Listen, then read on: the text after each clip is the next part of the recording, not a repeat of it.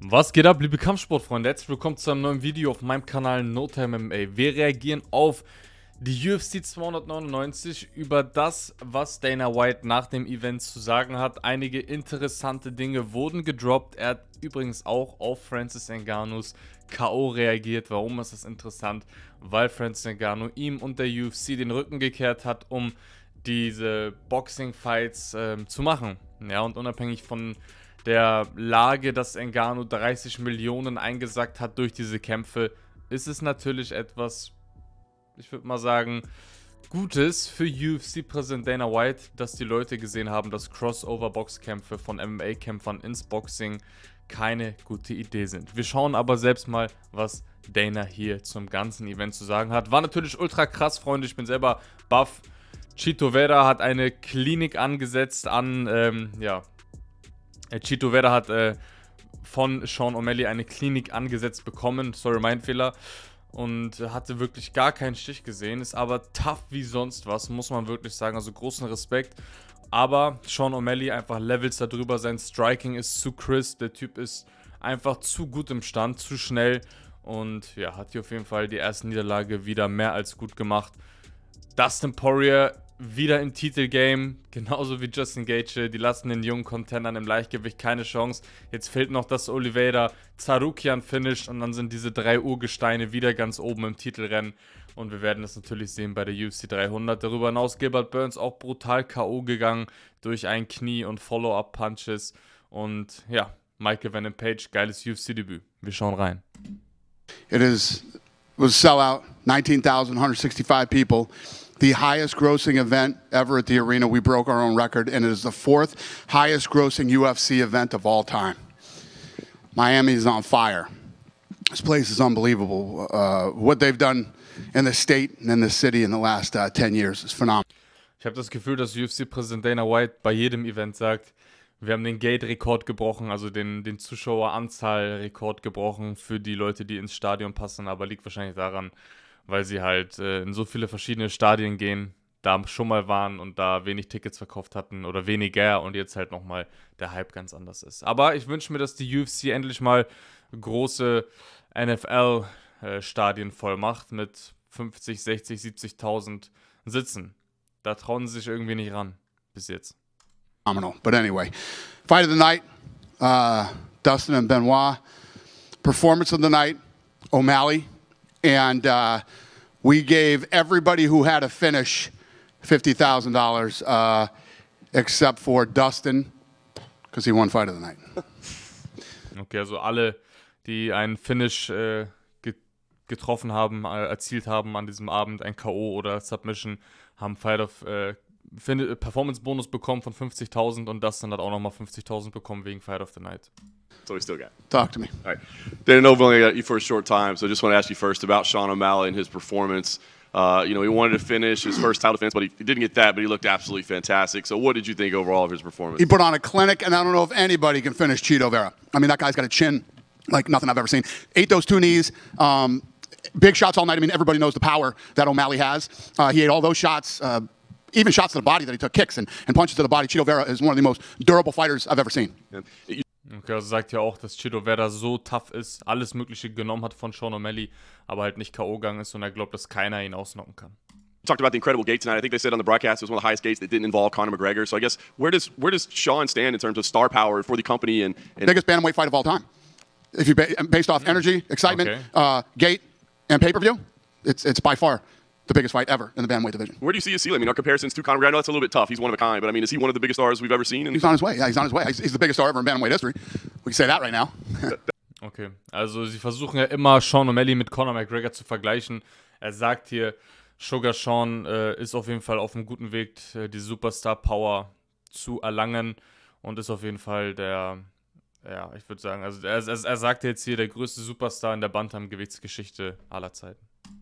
What do you make of these call-outs of Ilia Topuria? I mean, is that something that you're even considering right now, or is it too soon to be talking about moving divisions? Well, it's not Tuesday yet. On Tuesday, maybe we can talk about moving divisions. Yeah, I don't know about moving divisions. Yeah. You know how I feel about that. I mean, even Topuria was talking about not fighting anybody in the division after just winning the title. Yeah. That's crazy talk. I want to ask you about Dustin. Ja, also er ist auch nicht begeistert davon, dass Champions direkt nach einer Titelverteidigung oder nach einer Titelerrungenschaft eine Division höher gehen wollen und dann dort den Champion herausfordern wollen, Doppelchampion werden wollen. Das möchte ja mittlerweile jeder. Bei Sean O'Malley und Topuria, das wären halt wirklich so Ausnahmen, wo ich sage, ey, das wäre ein super Fight, wäre geil. Aber Madap gegen O'Malley wäre auf jeden Fall auch interessant zu sehen, ob O'Malley das Ringen von Madap neutralisieren kann und ihn auch snipen kann, so wie Aljo. Poirier as well, obviously future Hall of Famer, legend, fight of the night. I mean, what do you think of his performance and him at this point in his career? These are the kind of fights, you know, when you talk about, I think how to say this. The fight that he took tonight with Benoit, I mean, everybody, when the talk first started, everybody was like, ooh, this is a bad fight for Poirier, blah, blah, blah, blah, blah. And then Poirier came out and said, you know what, I didn't sign and all this other. This is shit that makes you a fucking legend. These are legendary fights. When you go in and you face a guy who is a savage and you know, looks like you can't win this fight or people think you can't win this fight, and then you go in and do it in spectacular fashion the way that he did tonight. A lot of these fighters get very, you know, you've heard it many times in the past. They want me to lose, or they're trying to make me lose. I heard some nutty shit the other day from somebody that I won't even mention, but we don't determine whether you lose or whether you win. You do. What we try to do. Okay. Das ist sehr, sehr interessant. Er sagt auf jeden Fall, Dustin Poirier hat sich zu einer Legende zementiert mit seinem Finish gegen Saint-Denis, weil er so einen jungen, aufstrebenden Killer gestoppt hat, der auf einer 5-Kampf-Siegesserie und Finish-Serie war und sich jetzt halt wieder oben im Titelrennen zementiert hat. Und er regt sich jetzt hier über Leute auf, die sagen, ja, ich bin von der UFC hingestellt als Fischfutter, die wollen, dass ich verliere, deshalb kriege ich den und den Gegner und so weiter und so fort. Und er sagt, dass jeder Kämpfer für sich alleine verantwortlich ist und die UFC auf jeden Fall nicht dafür sorgt, wer verliert und wer gewinnt. Do is put on the best match-made fight that we can possibly do. And that's why big stars are built in the UFC and legendary fights happen every weekend. Nice. Last thing for me, given his legendary status and his performance, when it is Tuesday, is he in the conversation for a title shot in his next Poirier? Yeah. I mean, Poirier, again, like I just said, I just went through that whole, you know, his stock again goes through the roof. At his age, all the things he's accomplished, all the things he's done, look at what he did tonight. And I don't know if you guys are too busy typing or whatever the fuck it is you guys do during fights, but if you stood up during that fight and saw the arena, it was insane. It was insane. People were going nuts. Yeah, Poirier went to a whole nother level tonight with this fight. What did you make of Michael Venom Page's UFC debut? He shut down Kevin Holland. Kevin Holland looked incredibly frustrated. What did you make of him? Yeah, listen, he's got that style that's very, you know, he's a counter striker and you know, flashy. And we got to match make his next fight the right way. Did you feel like Kevin sort of, I don't want to say gave up, but in the third round was clearly just like, I don't know what to do with this guy? I don't know if he gave up. You know, I had Michael win in the first round. I had Kevin win in the second round, and then you got to go in whoever wins the third round. That's probably the first time that Kevin's ever fought anybody cockier than him. Earlier this week, Mike Tyson has been... Okay, also Michael Venom Page, geiles UFC-Debüt, sah aber auf jeden Fall schlagbar aus. Man müsste ihm mal irgendeinem krassen Grappler oder sonst irgendwas entgegenstellen. Aber er sagte hier, wir müssen seinen nächsten Kampf gut matchmaken. Bedeutet, er wird wahrscheinlich irgendwie einen Wonderboy oder so bekommen. Was auch nice ist, weil sein Style bockt auf jeden Fall anzusehen in der UFC. Jetzt wird er gefragt, Mike Tyson gegen Jake Paul, was er darüber denkt. Announced return to boxing. I know in the past you said you didn't want him to fight again. You tried to talk him out of fighting again. Have you spoken to him about this one? He gets mad when I do this, but Mike's 60, man. I don't know. What do you guys think about it? Er sagt, Mike wird sauer, wenn ich darüber rede und ihm abrate, davon zu kämpfen, mit seinem 60 Jahren Alter. Shit, what I think. It's not my fight. I love Mike Tyson, you know, personally as a friend, and he's one of my favorite athletes of all time. I don't know. Let's see what he can go in there and put together a training camp and come in. And you know, I don't like to see guys fighting it. Be a 31-year age difference during that fight. Just you guys know what I think of that stuff. That's it. Okay, er sagt, er ist nicht begeistert davon. 31 Jahre Differenz des Alters zwischen Jake Paul und Mike Tyson. Er liebt Mike Tyson und ist gespannt, was er in seinem Trainingscamp erreichen kann und ja, mit was für eine Performance er da reingehen kann. It is on Netflix, which is a new development, right? Them getting into live sports. Obviously, you have a TV deal coming up soon. I think that Netflix should have gotten into live sports years ago. I think they're late to the game, but they are a force. They're a force, man. And when you look at the amount of homes that they're in worldwide. You guys heard me talk about the show Reacher? I posted about it. I love that show. I hate fucking TV. I don't watch any TV shows, hardly ever. Don't watch movies anymore. But I love the show Reacher, right? I can watch Reacher whenever I want to. I can watch it when I get home. I can watch it next week. I can, right? Live sports, like this event tonight, you had to watch tonight. As all these massive streaming companies start to get bigger and bigger, they have to be involved in live sports. Safe to say you'll be talking to them when your TV deal comes up? I'm sure we'll be talking to everybody. Last one from me. Conor McGregor says he's... Okay, also die UFC vielleicht auch bald auf Netflix. Er sagte, er wird uns auf dem Laufenden halten, wenn es der Fall sein sollte. Und er sagte, Netflix und die anderen Streaming-Plattformen hätten bereits viel, viel früher in Live-Sport-Events eintauchen müssen. Still wants to fight in June, and he also mentioned he wanted to fight Nate Diaz in the Sphere on Mexican Independence Day. Do either of those two interest you? I'm looking for Mexicans at the Sphere on Mexican Independence Day. Nate? Huh? Nate Diaz. Oh, okay. Yeah, no, I'm not doing that fight.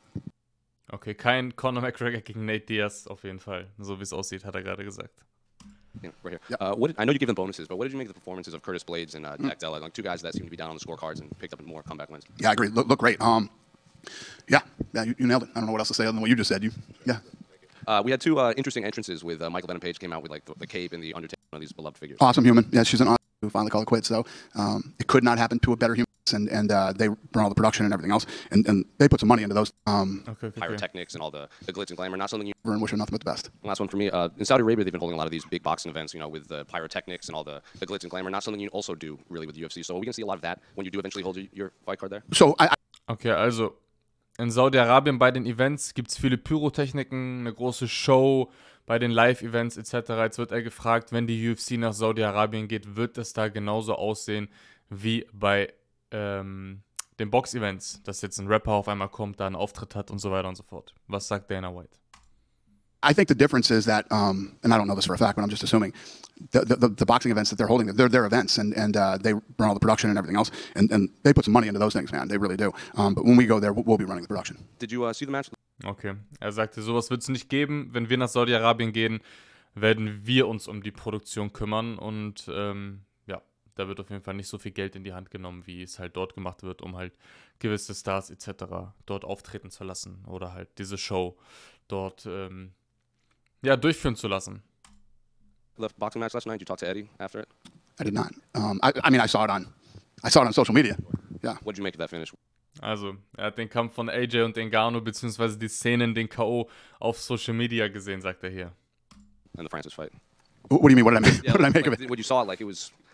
People are saying it's one of the more violent knockouts in boxing history. Yeah, I mean, going into the Fury fight, if Fury trained for the fight and didn't show up and looked like he ate Tyson Fury, that's probably the way that fight would have ended too. I mean, listen, the crossover. You know how I feel about crossovers into boxing, and that's how they end, just like that. Scheiße. Aber er freut sich schon, Er sagt so, ja, ich hatte recht, ich habe Ngannou gewarnt und so weiter und so fort. Sagt jetzt hier auch, wäre Tyson Fury damals vorbereitet in den Ngannou-Kampf gegangen, dann würde dieser Kampf genauso aussehen, beziehungsweise hätte genauso ausgesehen wie jetzt gegen Anthony Joshua. Verrückte Sache. Wir sehen das Lächeln von Dana White hier. Er freut sich. Schreibt mir eure Meinung zu UFC 299 und zu der Reaktion von Ngannou, AJ in die Kommentare. Lasst ein Like und ein Abo da. Bis zum nächsten Mal, Freunde, hier bei NoTimeMMA.